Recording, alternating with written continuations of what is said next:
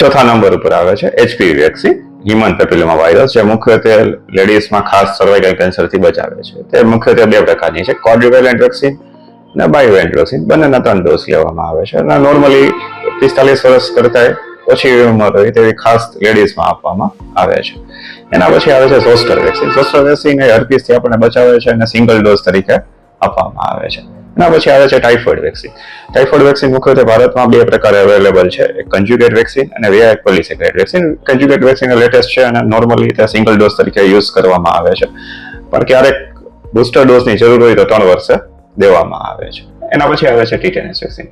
Tetanus vaccine મુખ્યત્વે આપણે બાળપણમાં બધાને લગભગ તેવાય જ ગયું હોય છે, તો પણ આપણે દર 10 વર્ષે એકાદ વખત ટીટેનસ ઇન્જેક્શન લઈ લેવું જોઈએ.